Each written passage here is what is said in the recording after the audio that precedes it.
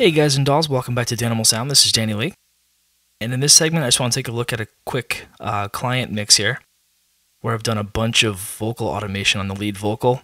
And I want to show you a little trick as to how to manipulate that on the back end if you've already done a bunch of rides and the level isn't quite right still globally.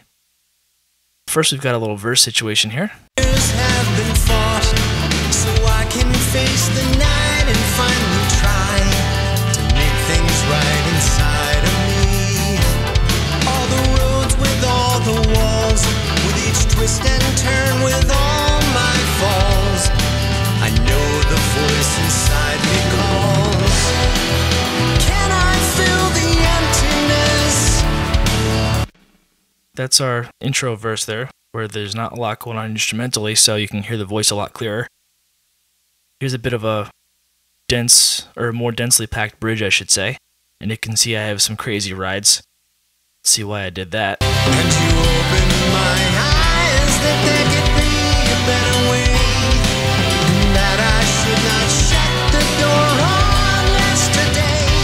And with a few tiny steps, the road would become clear.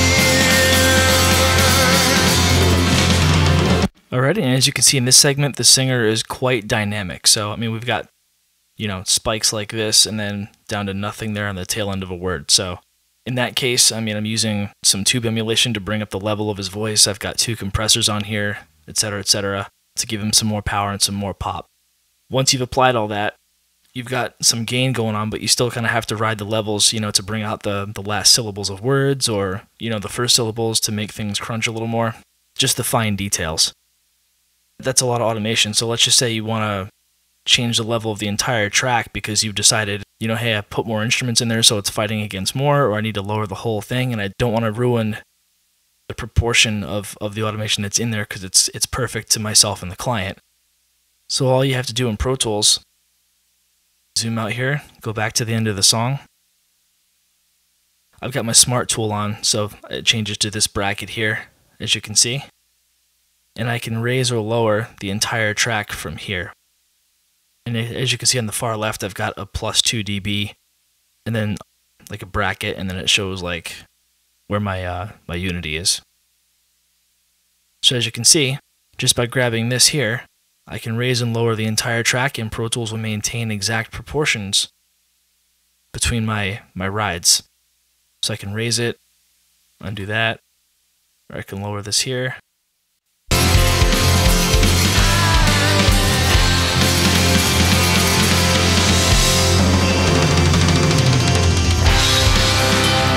And as you can see right here, I'll just select this little spot.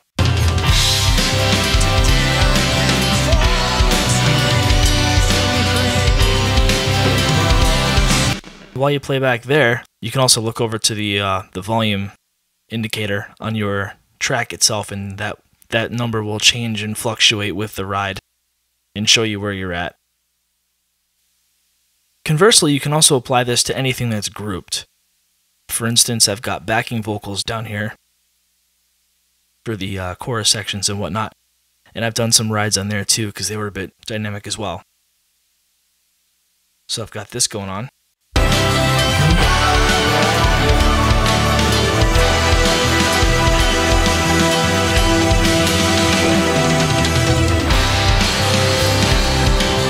And the artist liked where that was for the blend, but if I wanted to bring the whole thing down without using an aux, or if I don't have an aux set up to do that as a secondary method of boosting or ducking a signal, I can just go right to the tracks. I have these grouped, and I can just grab them as a whole, and I can duck or boost them as needed. Really handy because, not everyone uses aux sends, subgroups, and that kind of stuff, so just a real easy trick on the end of your automation lane within Pro Tools. I don't know if other DAWs have this feature, but in Pro Tools this is how it's done.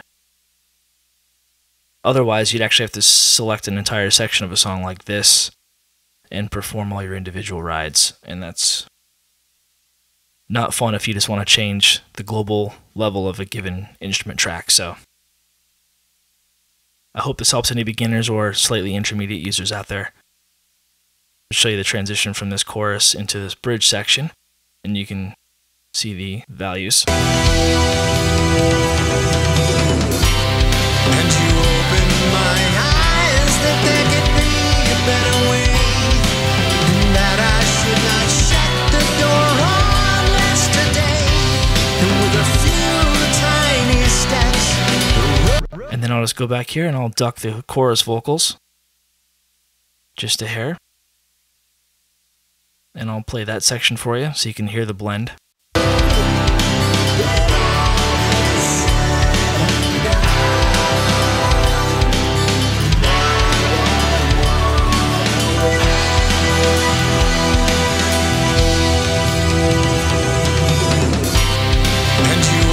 Alright, and I'll undo that and I'll return to the original level of the vocals. And this is how it sounds at that level with automation intact.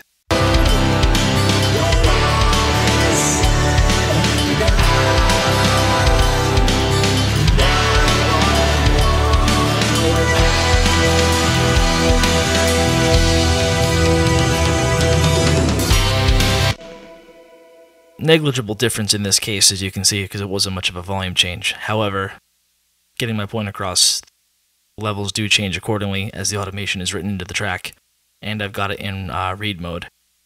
And there you have it. I'm always open to questions, criticisms, or suggestions for any content, future tutorials if you're interested. My email is me@dannylee.co. That's DANNYLEE.co. That's also the website name, and you can follow me on Facebook as well, @Danimalsound. And we'll see you next time in the next episode. Thanks for watching. Happy mixing. Cheers.